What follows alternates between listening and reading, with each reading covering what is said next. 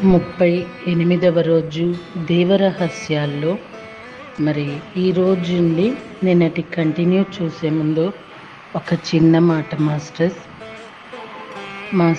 మన జీవితంలో ఎన్నెన్నో మనం చూస్తూనే ఉన్నాము. సహాయం కోసం మాత్రం మన దగ్గరికి వస్తున్నారు అంటే అందులో మనదేదో పాత్ర ఉండే ఉంటుందండి. అమ్మో ఎన్నని ఇస్తామండి, ఎంతని ఇస్తాము, ఎంతమందిని, మాకేముందని ఇక్కడ మేమే ఇలా అలా అంటూ ఉంటామండి. సహజం, మన స్థితి ఏంటో మనకి తెలుసు. కానీ ఒకవేళ మనం కనుక ఇవ్వలేని స్థితిలో ఉంటే ఇప్పించే ప్రయత్నం అన్నా చేయాలి. ఒక్క ప్రయత్నం అన్నా మనం చేస్తే అక్కడికి మన ఒప్పందం సంపూర్ణమవుతుంది. మనం చేసుకున్న ఒప్పందాలే మన దగ్గరకు వస్తాయండి. ఇది మాత్రం ప్రతి ఒక్కళ్ళం తెలుసుకోవాలి.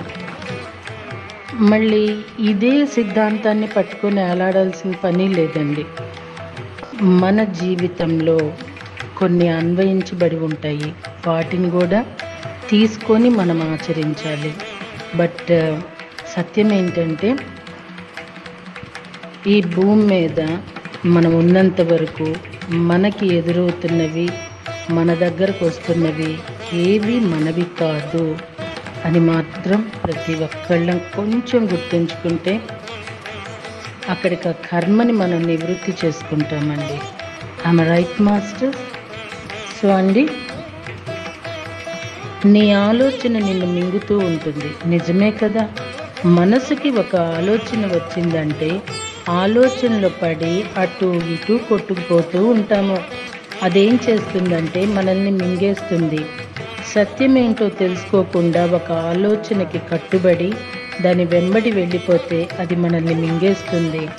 ఎంతమంది తమ ఆలోచనలతో తమ శక్తిని పోగొట్టుకుంటున్నారో తెలుసా? ఎన్ని ఆలోచనలు చేస్తున్నామో తెలుసా? పనికి రాని ఆలోచనలు, పక్కన వాళ్ళ ఆలోచనలు, ఎవరైనా ఇంటికి వచ్చి మాట్లాడితే ఆలోచనలు, లేదంటే పిల్లల సమస్యలు తీరటం గురించి ఆలోచనలు, రేపు చదువులకి డబ్బు ఎలా అన్న ఆలోచనలు, కరోనా వచ్చిన సమయంలో బిడ్డల్ని ఎలా కాపాడుకోవాలనే భయం యొక్క ఆలోచనలు, వ్యాపారపు ఆలోచనలు, భవిష్యత్ ఆలోచనలు, ఓయబ్బో చెప్పలేని ఆలోచనలు. పత్రిజీ ఓయబ్బో అంటారు, లేకపోతే రామచంద్ర అంటారు కదండి, అయ్యా అంటాం. కొన్ని ఆయన ఎక్కువగా ఫ్రీక్వెంట్గా యూజ్ చేసే ఆ వర్డ్స్ కూడా నిజంగా వినసొంపుగానే ఉంటాయండి. ఇక్కడ మేడం చెప్పారు కదా, పెళ్ళి గురించి ఆలోచనలు అని చెప్పేసి, పిల్లల గురించి అని. దీనికి లేదండి, పత్రి గారు స్నేహితుడు అటండి. ఆ పిల్ల పెళ్ళి చేయాలి, ఎలా చేయాలి, ఈ సంపాదన, ఇవన్నీ చెప్తున్నారంట. ఇంతకీ నీ కూతురు వయసు ఎంతయ్యా అంటే 2 సంవత్సరాలు అని చెప్పారంటండి. అలా ఉంటుంది అన్నారు పత్రి గారు.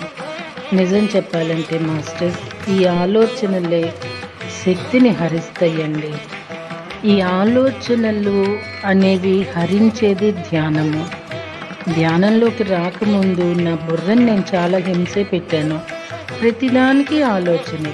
ఇంకా ఇప్పుడు కొంచెం ఉంది మాస్టర్స్, పూర్తిగా ఏం పోలా. అది జయించాలండి. సో ఆలోచన కన్నా భయంకరమైన ఆలోచన ఇంకొకటి లేదండి. చాలా సఫర్ అవుతాం కదా. మనం క్లాసులు ఇస్తే చెప్తామండి, దీని గురించి చాలా లెక్చర్ ఇస్తాం. బట్ ఎవరు జయించారు దీని గురించి? ఆలోచనని ఎవరు జయించగలిగారు? అలా జయించిన వాడే బుద్ధ భగవానుడు, తథాగతుడు అంటారు. ఆయన ప్రెజెంట్ టెన్స్లో బ్రతికిన ఏకైక మాస్టర్ అండి. ఆలోచన లేకుండా మాత్రం ఎవ్వరూ ఉండరు. మరి వరలక్ష్మి గారి సిస్టర్ విజయలక్ష్మి గారు పత్రి గారి ఆదేశానుసారం మహబూబ్ నగర్ చాలా గడ్డు ప్రదేశాలు ఆవిడ వెళ్ళి ధ్యానం చెప్పటం జరిగిందండి. ఆమె అనేక విషయాల్లో తన గోల్డ్ కూడా యూజ్ చేయటం జరిగింది, పర్సనల్ కూడాను. సో చివరికి వచ్చేటప్పటికి ఏంటి అనే ఆలోచనకి వచ్చేప్పటికి పత్రిసర్తో అంటే, మీకు బుర్ర ఉందా, దానిలో మెదడు ఉందా, ఉపయోగించొద్దా అన్నారటండి. అంటే మాస్టర్స్ ఆలోచన అతిగా మాత్రం, అంటే ఆలోచన అంటేనండి ఎవరైనా మనల్ని ఏదైనా అన్నా తిట్టినా ఏదైనా హాని చేసినా అదే రిపీటెడ్గా అలాంటి ఆలోచనలు చేయకూడదు. కానండి ఇప్పుడు నా జీవితంలో నేను కూడా నాకు అర్థమవుతుంది. ప్రెజెంట్ టెన్స్లో బతకండి అని బాగానే చెప్తారండి. స్పిరిచువల్ వర్క్ అని డెడికేషన్తో స్పిరిచువల్ వర్క్ చేసి నన్ను నేను పట్టించుకోకుండా ఫ్యూచర్ నేను ఆలోచించకుండా ఉన్నందుకు ఈరోజు నేను ఒక్కసారి వెనక్కి తిరిగి చూసుకోవాల్సి వస్తుంది. సో మాస్టర్స్ చేసే ఆలోచనల్లో కూడా మనం ఆలోచించాలండి. అవసరమైనవి కూడా ఉంటాయి. ఫ్యూచర్ అనేది మనము ఒక సంకల్పం అంటారు చూడండి, అది మనము ఒకటి డిజైన్ చేసుకోవాలి. మేబీ అది మన డిజైన్ కాకపోతే ఇంకొక రకంగా నష్టపోవటాలో కష్టపడటాలో ఉండొచ్చు. కానీ మాస్టర్స్ ప్రజెంట్ టెన్స్లో బ్రతకటం అనేది అన్నిటికీ మంచిదండి. కానీ అండి ఫ్యూచర్ని ఆలోచించకుండా ఉండకూడదనేది మాత్రం ఆలోచించాలి. ఎందుకంటారా, చాలా ఫైనాన్షియల్ విషయంలో ముందు ఆలోచించకుండా చేసేస్తే తర్వాత చాలా అవస్థపడాలి. నేచర్ చూసుకుంటుంది, విశ్వం చూసుకుంటుంది అంటే కుదరదు మాస్టర్స్. ఈవెన్ స్పిరిచువల్ వర్క్లో నన్ను నేను మర్చిపోయి నన్ను నేను పట్టించుకోకుండా అంత ప్రకృతే చూసుకుంటుందిలే అని వర్క్ చేస్తే నన్ను నేను పట్టించుకోలేదే, నా శరీరాన్ని నేను ఎందుకు అశ్రద్ధ చేశాను అనే ఆలోచనకు వచ్చేటట్టుగా స్థితి, శారీరక ఆరోగ్యపరంగా ఫైనాన్షియల్ స్థితి, అది ఒక్కసారి వెన్ను మీద చరిచి కొట్టిన దెబ్బండి. తిప్పుకోవటానికి కూడా ధ్యానమే హెల్ప్ చేసిందండి. సో మాస్టర్స్ చెప్తారు, అందరూ చెప్తారు, బుక్స్లో చెప్తారు, గురువులు చెప్తారు. వాళ్ళు స్టేట్ అదండి, వాళ్ళు అవసరమైంది ఒక కోణంలో చెప్తున్నారు వాళ్ళు. కానీ మన జీవితాన్ని అనేక కోణాల్లో మనం ఎదుర్కొంటున్నాం కాబట్టి కాస్త ఆలోచించక తప్పసుమండి. బట్ అధికంగా కాదు. ఏమంటారు, కాదంటారా? అయితే ఇలా ఆలోచించటం తప్ప అని అడగవచ్చు. తెల్లవారితే బియ్యం ఉన్నాయో లేదో ఆలోచించాలి, డబ్బు గురించి ఆలోచించాలి, వ్యాపారం గురించి ఆలోచించాలి, తల్లి బిడ్డల గురించి ఆలోచించాలి. నిన్ను ఆలోచించవద్దు అనటం లేదు, కానీ వాటికి ఏం చేయాలో అనుకొని ఆలోచన చేయటం వేరు. ఆ చేయటం కంటే ముందే కూర్చొని ఆలోచించాలి. ఇక్కడ ఇది అసలు విషయం. చేయకుండా ఎలా జరుగుతుంది? చెయ్యాలి, కానీ చేసే విధానంలో ఇలా చెయ్యాలి, అలా చెయ్యాలి అనే టక్కున ఆ పని చేసుకొని వెళ్ళిపోవాలి. ఇక ఆలోచనని కొనసాగిస్తూ కూర్చోకు. ఆ పని జరుగుతుందో లేదో తర్వాత సంగతి. ఇక మన ఆలోచనలు ఎక్కడెక్కడ తిరుగుతాయంటే ప్రపంచం, భూమండలం దాటి వెళ్ళిపోతాయి.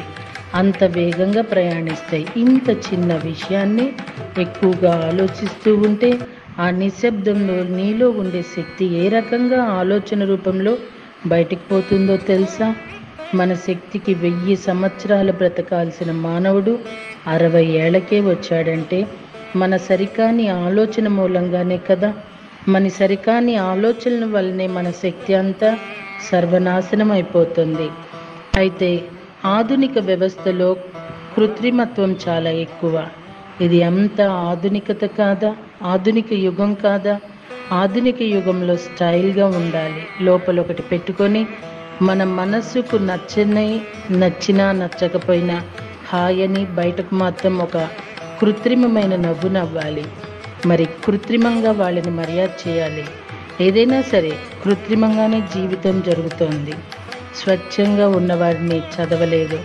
ఆ భాష చూడు, ఆ జీవితం చూడు, ఆ ప్యాషన్ చూడు. ఒక ప్యాషన్ తెలియదు అనే వెటకారాలు చేస్తారు, కానీ వాళ్ళలో మానవత్వం ఉంది. కపటం లేకుండా మాట్లాడతారు.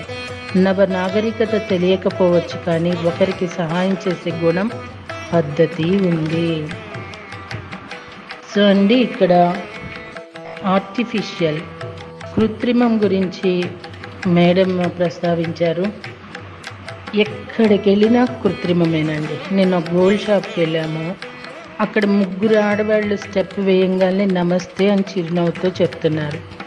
అది హార్ట్ఫుల్లా అండి? డాక్టర్స్ని చూస్తామండి, వాళ్ళు నిజంగా మాస్టర్స్, ఒక డాక్టరు వైద్యం కన్నా రిసీవింగే రోగికి ఎక్కువ స్వస్థతనిస్తుందండి.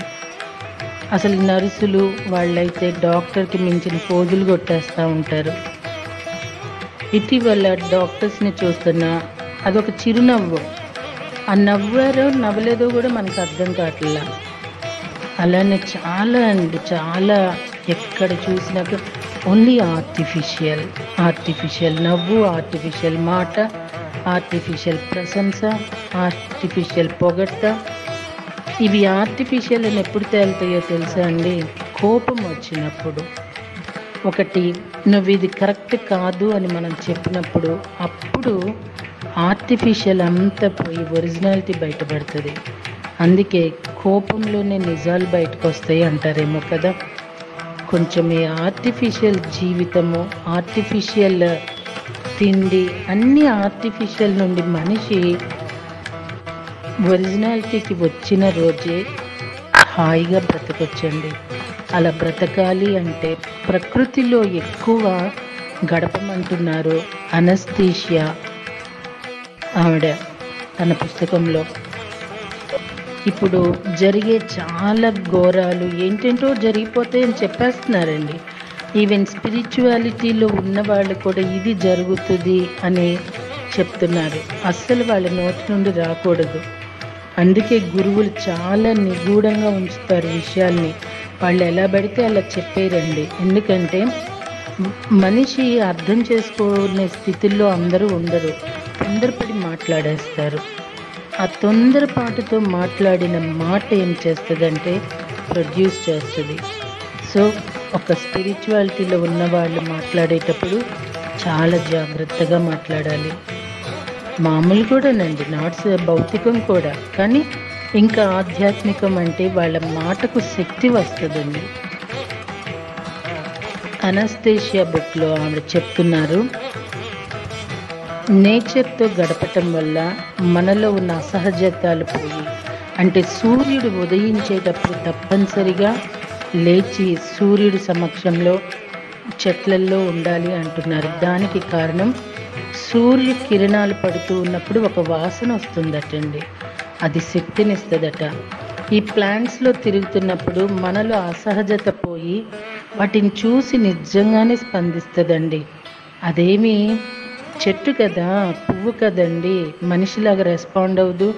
మనిషితో ఎప్పుడైనా అవసరం వస్తుందని ఆర్టిఫిషియల్గా ప్రవర్తించవచ్చు, కానీ చెట్టుతో అవసరం వచ్చినా రాకపోయినా తను అందించాల్సింది తప్పకుండా అందిస్తుంది కదా. అందుకు అక్కడ న్యాచురాలిటీ బయటకు వస్తుంది. ఆ న్యాచురాలిటీ యొక్క స్పందన మనలో హెల్త్ని అన్నిటినీ ప్రొడ్యూస్ చేస్తుందండి. అందుకు ఆవిడ నేచర్లో ఎక్కువ గడపమంటూ ఉంటారు. ఇప్పుడు నేచర్ అంతా కరువైపోయింది, చెట్లు లేవు. పత్రి సార్ చెప్పినారంట, ఈ మేడమే చెప్పారు నాకు. ముందు ముందు చెట్లులో ఇళ్ళని వెతుక్కుంటారు మేడం అని చెప్పారటండి. సో అండి, ఇప్పుడు చెట్లు లేవు అంటున్నారు కానండి, చిన్న ఒక్క గదింట్లో కూడా ఒక ఇండోర్ ప్లాంట్లు 2-3 అన్నా కనిపిస్తున్నాయి. సాగుతూ ఉందండి. బట్ ఒక మనిషి బ్రతకాలి అంటే 7 చెట్లు అవసరం. సో దాన్ని బట్టి ఆలోచించుకోవాల్సిన పరిస్థితి మనిషికి ఉంది. అంతా ఆర్టిఫిషియల్ అండి. నేను ఇక్కడ మాకు ఇంటి ఎదురు 2 ఉంటారండి, అసలు అతుక్కుపోయినట్టుంటారు. నిజంగా ఇన్ని సంవత్సరాలు వీళ్ళు ఎంత బాగా ఉన్నారే అనిపించింది. ఒక సందర్భంలో వాళ్ళల్లో ఒక ఆవిడ నాతో మాట్లాడినప్పుడు ఆ పక్క ఆవిడ గురించి వ్యంగ్యంగా మాట్లాడుతుందండి. అరే బాబా, ఇదన్నమాట అసలు రంగు అనిపించింది. మనకి తెలుసుకుంటేనే కదండి తెలిసేది. అంతా ఆర్టిఫిషియల్, బంధాలు అన్నీ ఆర్టిఫిషియల్ అండి. సో మాస్టర్స్, ఈవెన్ స్పిరిచువాలిటీలో కూడా ఆర్టిఫిషియల్, అవసరంగా ఉపయోగించుకుంటున్నారు, కానీ నిజంగా ఆనందంగా ఏది ఎవ్వరూ ప్రశంసించట్లా, ఏది ఎవ్వరూ అందుకోవటంలా పంచట్లేదు కూడానండి. చాలా అరుదు. అలాంటి అరుదైన వాళ్ళని ఎప్పుడూ విడిచిపెట్టుకోకూడదు, వదులుకోకూడదు. సంపద అంటే అదే మాస్టర్స్. ఇప్పుడు ఎన్నో చూస్తున్నామండి. డబ్బు రక్షిస్తున్నదా? ఎంతో కోట్ల ఆస్తులున్న పడవల్లో దాటి సురక్షిత ప్రాంతాలకు వెళ్ళవలసి వాళ్ళు ఇచ్చే పులిహోర ప్యాకెట్ కోసం ఎదురు చూసే పరిస్థితుల్ని మనం చూడటం లేదా? ఇంకా మనము ఎప్పటికీ మారుతామండి? ఎప్పటికీ ప్రకృతిని మార్చుకుంటాం చెప్పండి? ఇన్ని బుక్స్ చదివినా, ఇన్ని గంటలు ధ్యానం చేసినా మేము చాలా పర్ఫెక్ట్గా ఉన్నాం, మాకు వేదం తెలుసు, మేము శ్లోకాలు పఠించినట్టు, భగవద్గీత వల్లించినట్టు ఎవరూ చేయలేరు. ఇది కాదు మాస్టర్ సంపద అంటే. సహజత్వము, సహజ గుణము, అది సంపద అంటే. రైట్ అండి. మళ్ళీ రేపటి రోజున మరింత జ్ఞానాన్ని పంచుకుందామా? ధన్యోస్మి.